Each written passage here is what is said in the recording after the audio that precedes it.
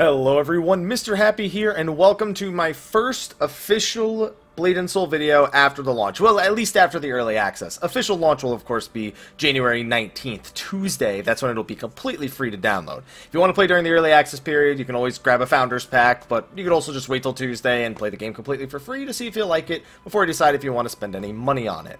Now, you guys may remember I did some sponsored videos for Blade & Soul before. This is another sponsored video. I know that makes some of you uncomfortable. Don't worry, I can guarantee it's all me.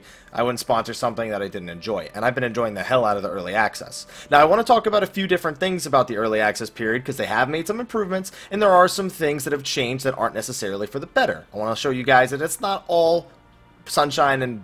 I was going to say sunshine and roses. That's not even a thing. Sunshine and flowers, whatever the hell it is. But I do have some improvements that I am very happy to talk about. Now, I have them here on the other monitor as you see me whipping my camera back and forth. Not my hair at the very least. So, first I want to talk about some of the improvements that they've made over the beta build of the game. Now, the first one for me is you guys could probably see it in all my earlier videos where there was this really, really annoying frame stutter due to poor optimization of the game in the beta phases. As you can see me running around here a little bit, you can see that when certain enemies appear on the screen, you can see there's an FPS dip. You can see that that stop start is no longer here anymore. So first of all, thank goodness they actually took the time to optimize it from beta going into the live game, because I had far fewer people on the screen then, and I was having that issue like all the time. So first, that's one thing that's improved over the beta version. One of the bigger things, and it's something that I enjoy making fun of here on the live stream, is the daily dash. Now, before I can get to the daily dash, though, you notice that at the bottom of the screen, things are a little bit less cluttered. So basically, at the very bottom right, there's this menu that pops up. Now, it only shows you your notifications, your active notifications. For example, I have my crafting and gathering, which I might as well receive and reorder right now, so that way I can get it off the screen, so I can level my crafters and gatherers. Also, of course, new items popping up in my inventory, just making sure that I get all the notifications. Now, when you press escape, it actually expands that menu, so you're only looking there if you really need to. If you know all the text commands, it's far less cluttered. Don't forget, you can completely customize the UI pretty much to be and have everything where you want it and, you know, what you want it to tell you pretty much. Now, looking at this menu, it's got all the same options, and we'll go through some of these for some of my first impressions, but one of my favorite things to mess around with on my live stream is the daily dash. Now, the daily dash was something that in the original... Motorcycle, please. In the original, in the beta version, I should say, basically what would happen is every single square had an item on it. Whatever item you landed on was the item you got. It could mean that if you didn't roll right, you'd have to go all the way around again to get the item that you wanted. It also meant that there were some completely overpowered items on the daily dash. So, what's happened here is the daily dash has been streamlined. You will move from the start to the end, and every time you go over an item, you will pick it up. That means that you will get Dragon Trader pouches in order to expand your inventory. You can get Valor Stones in order to get Viridian keys in order to open chests. Get repair tools and upgrade tools. You'll get EXP foods. You'll be able to get these things all along the way, so you can use them to actually further your character. And at the end, there will always be a unique reward. Now, for the next 26 days, this is going to be the costume that's available in the NA version. It actually looks pretty cool, and the fun thing is, this costume was actually part of a costume design contest that was held before the game was launched over here in the West. So there's one for NA and there's one for EU, and since costumes are a very important thing in this game, I'm going to be trying to get to the end of the daily dash pretty quickly. It also lets you know how many hours before you'll be able to spin again. So, much better, more streamlined, the information's more relevant, and you'll pick up every item along the way, which means you can more properly plan things such as you can see, Hogmoon coin right here, plus you'll receive Hogmoon coins from other things as well, which we'll talk about in a bit. I'm looking forward to see what evolves with the daily dash, and if it remains to be something that you're really excited to do every time you log in, and hope that you get those good rolls. Now, next thing I have on my list, I covered the less clutter UI, although of course that's really just the thing at the bottom. You still have to consider where you want to move things. At least you don't have the premium membership thing hanging in the middle of your screen. You can see that's been moved to the top left. Now, one big thing that made this launch a lot smoother for me was the dynamic channel system. Now, this was available in the beta, but there were far fewer people for it to be tested on. The dynamic channel system, as you can see here on your map, is basically a system that creates channels as they're needed. Now, channels are similar instances. They're different instances of the same map that load different characters. So when you load into channel 3, you'll only be playing with other people who are currently loaded into channel 3. You won't play with anyone from like 1, 2, or whatever. The good thing is, channels create out of demand. If channels start filling, then a new channel is created automatically. I had up to 51 channels created in the starter zone, and it was making it possible to get through things and not have to worry about too many people. It doesn't mean you channel swap a little bit, at least for the early launch. It'll definitely die down once people start getting out of the starter zones and people start moving into the mid to high tier, and the leveling speeds of different people start differentiating how many people are in a given area. But I definitely saw it shine through. It's a system that I feel was executed on perfectly, but we will talk about some of the population issues a little bit later on for the early access. Kind of expected whenever a new MMO launches in the West here. So, more useful notifications to newer players is the next thing I have on my list. Now, there's really only one example that I have of this new notification system, and it's something that's really yet to apply to me since I played through the betas quite a few times before. But if you go into a dungeon that's considered tough for a single player, well, now I gotta exit and show it to you again because I moved one step and it disappeared. You can see there's this notification, Adder's Nest has a level of difficulty not suitable for you to clear solo. Now, one of the big things in Blade & Soul is if you are good at the game, you can solo a lot of the instances, pretty much everything up to max level if you're good enough. So, while I am able to solo this dungeon personally, if you're a player who isn't confident in the skill, you can walk out, you can just back out of the dungeon, walk over to the party finder right here, press F, put yourself on this list and try to find a group of people to tackle it. Even if you want to tackle it at least at a faster pace, you'll be able to do so when it comes to this. So, speaking of Party Finder and dungeons, I haven't gotten to play it yet, but there is now officially an end game in the Western version now the early access is out. And that's the Pawaran dungeons. I spoke about this in another video. There's a 4, a 6, and a 24 man, and you can use that to get legendary weapons, upgrade your soul shields, and complete lots of daily quests. Now, I will be upfront. There's a drawback with this. It's the only real end game dungeon, so unless you're planning to utilize both PvP and PvE right away, it is definitely not going to be suitable enough for you. The good news is there's been so much content developed over the last 3 years in Korea, and they seem eager to catch this version up with the Korean version as quickly as possible, that should mean that while you're finishing the Pawaran dungeons, the Bloody Shark dungeons should come out next. And the 4-mans are really the raids, so you're able to get groups together a bit more easily. I'm definitely going to be hopping into the Pawaran dungeon sometime during the launch period. I'm level 19, almost 20 now, just have to get into it after that point. Another thing that I want to touch on while we're talking about UI elements and dungeons and whatnot is the improved marketplace. If I'm not mistaken, it's F5. There we go. Now, the marketplace looked hideous in the beta version. It looked like you were on Windows 98 searching for cheat codes to the latest N64 game. Like, it was awful looking. Holy moly, that was loud. Now, it's been far more streamlined. It's very reminiscent of your standard auction house, which is basically what the marketplace serves as. So, definitely happy with that. Great information here that's available. Lets you know how prices have been fluctuating with a graph. So, thumbs up to the greatly improved marketplace. Thank goodness, because it was awful to use before. And on top of that, you just have the costumes. The costumes are looking better, but we're going to get into more of the graphics of the game and where those could still see some developments, at least a little bit in terms of optimization right now. So while there were a lot of improvements, and the gameplay is, of course, at its core, still something that I enjoy. I loved it before, and I love it now. One thing that you have to keep in mind from the beta, now this can either be an improvement or a drawback.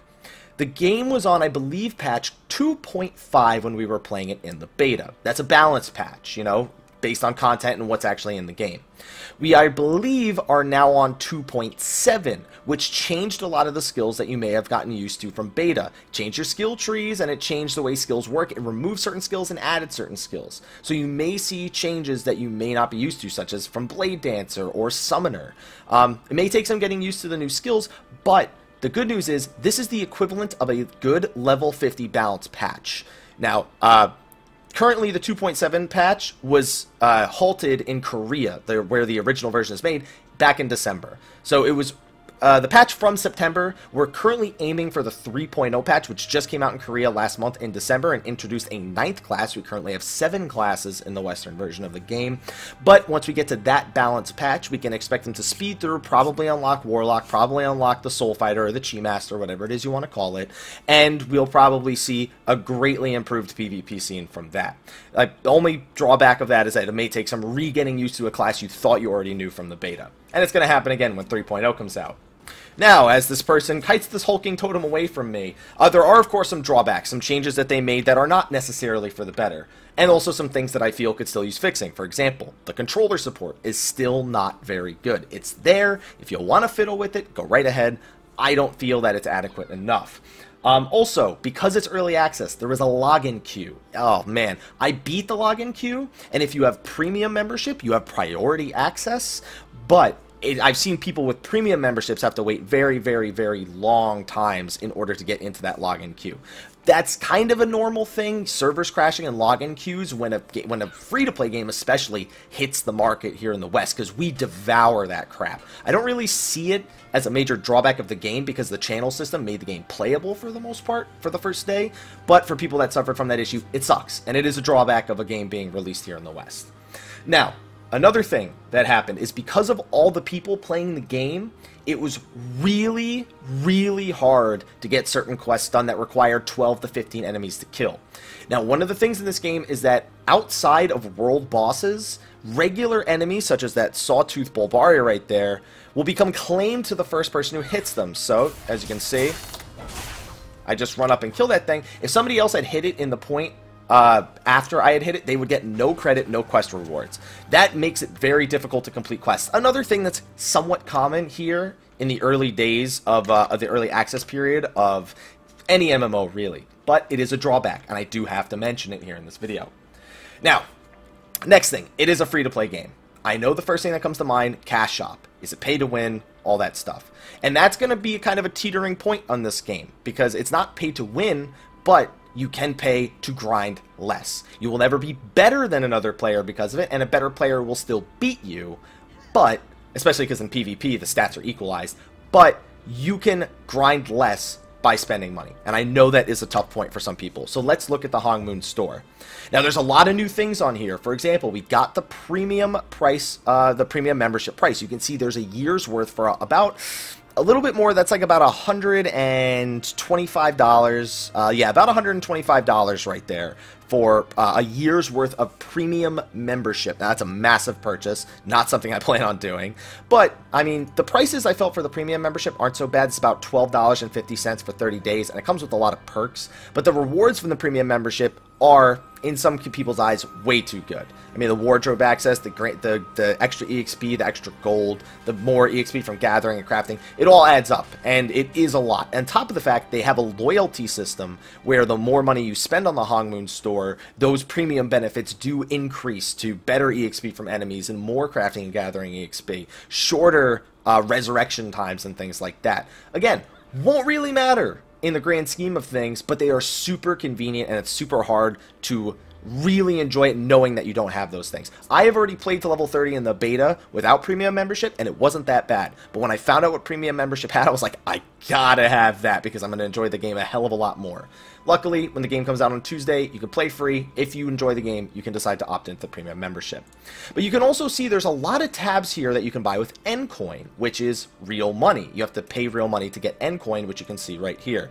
400 N-Coin, $5. 800 N-Coin, $10, etc., etc. 1,000 for 100. There's also no discounts here. It's literally a flat conversion rate. You don't get bonus N-Coin for purchasing $100 worth. Just want to be completely clear about that. One of the benefits of the Hogmoon Store are Hogmoon Coins, which, if you're a premium member, are a little bit easier to come across. Basically, you can take items in the game called Hogmoon Coins, and you can turn them into a usable currency here on the cash shop. So theoretically, you could just be a premium member and only spend the money when you found it necessary via the Hogmoon Coins. Hogmoon Coins, however, are a lot rarer now because of the way the Daily Dash was changed. It's going to be a while before people accrue a lot of Hogmoon Coins, and specifically when you hover over them, it says you can get it by selling gold on the currency exchange. Gold has a very interesting value in Blade and Soul in that it always goes from the rich to the poor. The people who are rich will get their gear first, but all the gold is then dispersed to the poor, the people who can't afford it. It makes it worth doing dungeons just to make money, since people have to bid on loot. That's another big piece of the game. Loot is not simply need or greed. It's bid wars in order to get it. And whoever wins basically pays the rest of the party. It always makes sure the gold is going through the economy and going back through to people so they can eventually get the drops as well. Makes getting income very easy. It also makes it possible to do Hogmoon coin stuff in order to get Hogmoon coins through that means, by selling the gold that you've accrued through dungeons in order to get this. It's a very, very vicious cycle that you have to go through, and it will take some getting used to for people who really aren't used to that common of a bidding system, who didn't do GDKP runs in World of Warcraft or anything like that, on top of the currency exchange menu. But you can see that with Hogmoon coins, the thing on the right here, there's far fewer items you can buy with Hogmoon coins that you can buy with Endcoin. For example, premium membership has to be bought with Endcoin. Things that involve premium membership, such as signature packs, also have to be bought with Endcoin. Services can be bought with both. Materials such as these, this is where you pay to grind less, are these. This is where the big thing is. You cannot get these with Hogmoon coins. They can only be bought with Endcoin. I'm sorry, yeah, they can only be bought with Endcoins. What that ends up meaning is that you may have to grind more to get these items in the game unless you have Endcoin lying around. It's not something I particularly agree with, which is why I'm letting you guys know about it now. That is going to be where most people go, that's pay to win. I can tell you, I farmed these items without spending a dime on them when I was in the beta, and they're not any more expensive than they were back then. I also have Endcoin from my Founders Pack, which I'm considering saving for some of these items a little bit later on, but I can understand the strife, guys. Trust me, that's why I'm letting you know about this now. You will have to be okay with this going in, knowing I may have to grind these items, but it is possible to get these items in game. There's no exclusive advantage I can buy over other people that will make me massacre on them. Massacre on them? What the hell does that mean? Then you have supply. There's one extra item here for Endcoin. There's certain consumables that aren't available. So just keep in mind, not everything is available with Hogmoon coins. Some of it is Endcoin exclusive. But good news is, you can still enjoy the entire game without spending a dime, realistically, if you're smart with it. There are people who do it, there are people who have done it, but if you enjoy the game, I guarantee you, you'll end up wanting to buy premium membership. I know a ton of people who have already done it already. Let me say already twice. So those are the drawbacks, really. Come with the cash up and the currency exchange. Of course, I know that's a big thing with people, and on top of that, the login queues and the claiming system definitely still need work. There's also the popping of textures still. That could use some optimization. I know it's an old game when it comes to launching in Korea back in 2012 and being in development even before that, but I would like to see that optimized a little bit more in the future. As for the beta, none of this got in my way. I had just as much fun in the beta as I did in, in the live game as I did in the beta, because now my progress is permanent. So of course I'm going to enjoy it more. And honestly, the premium membership, while it's $12.50 a month, if you are interested in paying a monthly subscription to enjoy the game more, it's pretty fairly priced considering the crazy amount of shit you get. Let's see if I can find it right here. I think it's the U button. No. Where is it? There it is. Premium membership button. I mean, look at these benefits. Chi recovery time, premium membership icon, wind walking effect, which is just glamour, increase EXP from combat, quest rewards, mostly from dailies, able to sell items anywhere via Dragon Express, store outfits in the wardrobe, able to list additional 5 items on the marketplace simultaneously, sell additional items each day. It sucks that there are limitations on these things that are outside of premium membership. It's all about the way you play the game. And if you are interested in the game and you are enjoying it, I'm telling you, this premium membership is definitely going to be worth it for you if you're willing to enjoy the game. But on that note, guys, those are my first impressions of the beta. I also had some great giveaways today. Thank you for everyone who turned up to the live stream. It was phenomenal. We gave away so many Initiate packs, a Disciple pack. We gave away a ton of Head Start codes, and hopefully those people can get past the login queues and enjoy. I don't recommend going to Mushin where I am because there's a shit ton of people here, and the queues have been hours for some people. Find a server that's a little bit less populated. You'll probably enjoy the game a little bit more because even those servers aren't going to be underpopulated. But anyway, thank you for watching this video. Sorry for dragging it on a little bit more. Be sure to like, favorite, subscribe, and share. There will be more sponsored Blade and Soul videos coming soon. I know that makes you guys nervous. Don't worry, still me. I'll see you in the next one, though. So thank you for coming by, and I'll see you on the live stream later this weekend. Until then, take care.